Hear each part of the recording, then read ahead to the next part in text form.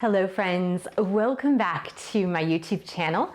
My name is Michelle Fondin and I'm the author of Chakra Healing for Vibrant Energy, Exploring Your Energy Centers with Mindfulness, Yoga, and Ayurveda. This is available in Spanish too on Amazon.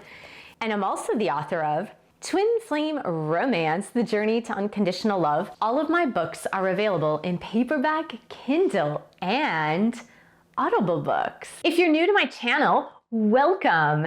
Thank you for subscribing below. Click on that bell, scroll up to all for all notifications. And thank you for giving the video a thumbs up.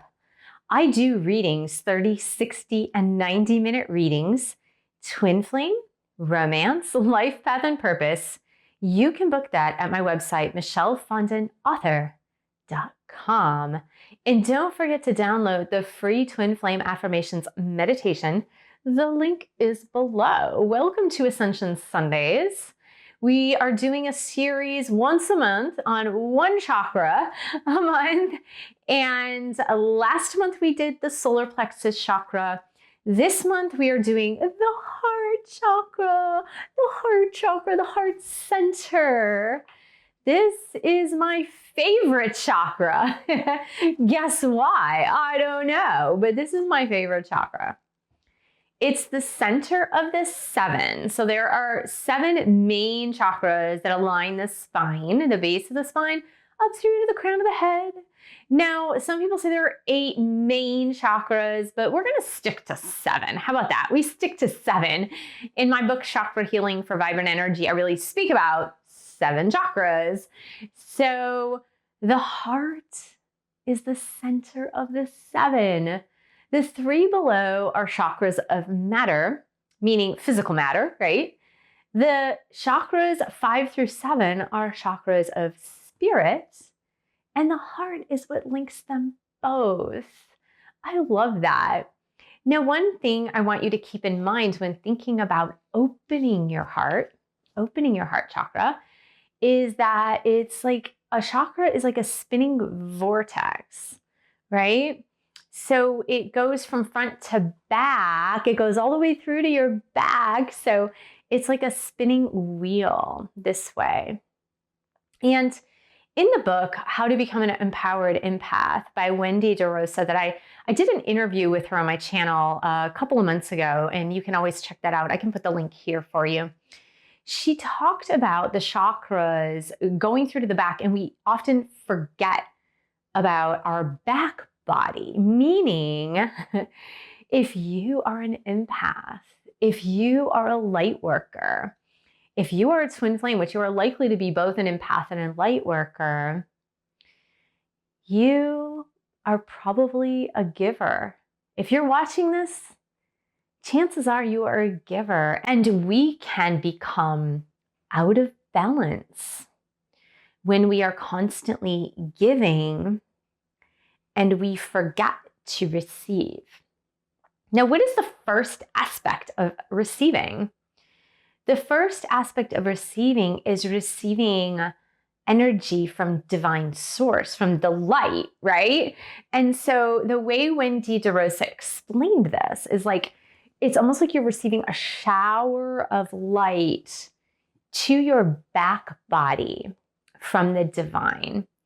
So as an empath, as a light worker, and if you feel like your heart chakra is depleted because you have been giving so much to others and forgetting not only to give back to yourself, but forgetting to connect to divine source, you can even visualize or meditate on like that shower of light coming down into your back body to help receive and to help support all the chakras, but specifically we're speaking about the heart chakra.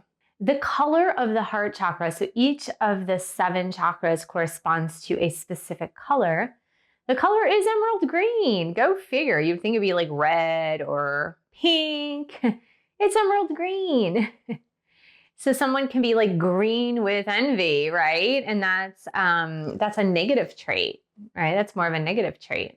So it's emerald green, and any of the crystals or stones that are green, like an emerald, right, would be supportive of the heart chakra, but also rose quartz tends to be very supportive of the heart chakra. So you can wear rose quartz.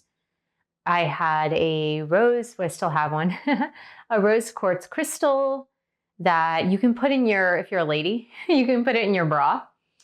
And it can just be a reminder to help open up that heart chakra. And you might be sitting there thinking like, oh, I have an open heart chakra. Don't you know? I'm an empath. I'm always giving to everyone. So giving is definitely an asset of the heart. So other assets or traits of an open heart are like kindness, compassion, forgiveness, lightheartedness, laughter, joy, bliss. Those are all like great assets of the heart chakra. And then some negative traits of the heart chakra could be like being cold, right? Having walls up around your heart, having lack of empathy, being like really like a stone, right? You've heard that expression where someone is like stone cold. And someone who is unforgiving, for example, is someone who might have a closed heart chakra. Then come in the subtleties. And this is what I want to talk about, are the subtleties of having a heart chakra imbalance. And we're just going to touch the surface here. And in my group coaching membership, we are going to dive deeper into heart chakra imbalances and how to rebalance an imbalanced heart chakra. And also, I've produced various videos on my YouTube channel, which I will try to put the links below, that help you to understand fully the heart chakra. And I also have a twin flame heart chakra guided meditation that you can check out too on my channel, which is very much linked to connecting with your twin flame. But what I was saying about someone who says like, oh, I'm open-hearted, like I'm a giver, like of course my heart chakra is open. Oftentimes, because I know this from firsthand experience, oftentimes when we are givers, when we're used to just giving to others, it's in an effort to, in a way, to guard our own heart, meaning we have been vulnerable and open to others in the past. And as a result, we have had our heart hurt.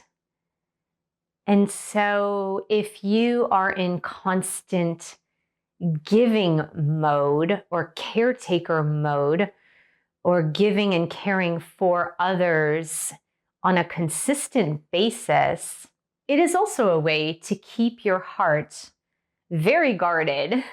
So I just want you to ponder on that just for a minute. If you have been an excessive giver, if you have been in a caretaker role most of the time, in a way, it's a way to guard your own heart so that you don't have to be open and vulnerable. Because if you're too busy taking care of other people, then you don't have to be open and vulnerable because you're like focused on other people's problems and issues. I'm going to give you an example that it doesn't really have to do with heart chakra, but it does have to do with personality traits. So I'm an introvert. I love being with people though. Even though I'm an introvert, I really love being with people. And I like small groups, I like large groups. But one way in which I can circumvent the fact that I'm a little shy and I'm an introvert, one way I've been able to circumvent that my entire life is to be a leader, is to be an organizer. So I've organized many groups in the past. So for example, like meetup groups or just like social groups. When my kids were small, I would lead like mom and baby or mom and toddler groups.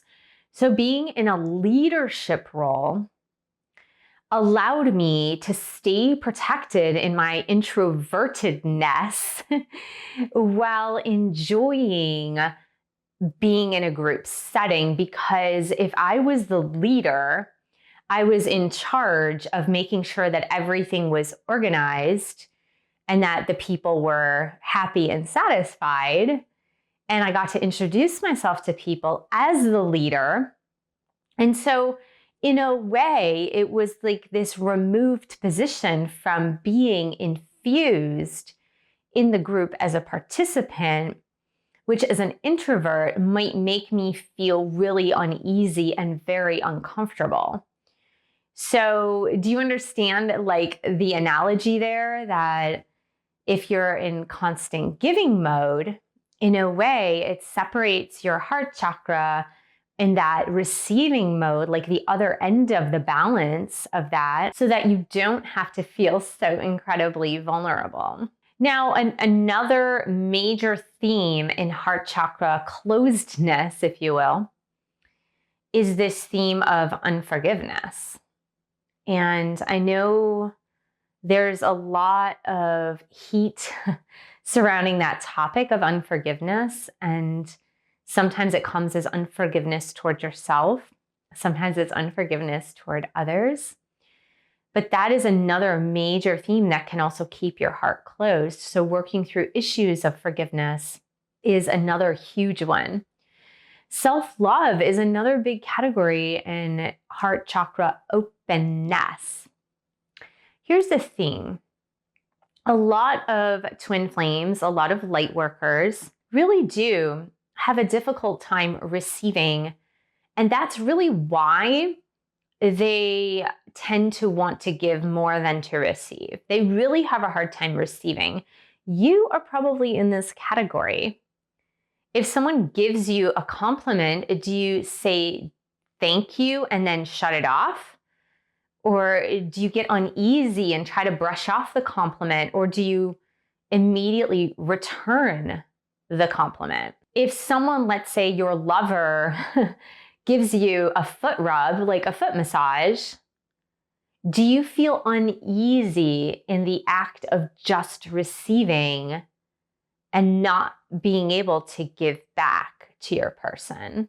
So there's a lot of different aspects of how we block off the energy balance dynamic between giving and receiving that emanates from the heart chakra when we are out of balance within ourselves, in our own person. It's a lot more complicated to keep an open heart chakra than you might even have believed previously, because when it's about the balance of giving and receiving, when it's about keeping your heart open so that you can be vulnerable to others and you can stay in a space of that vulnerability without like putting up your guards or without acting like the almighty caretaker, like the omnipotent caretaker, you are in a much better place for receiving love. Because I know a lot of twin flame divine feminines especially complain that like,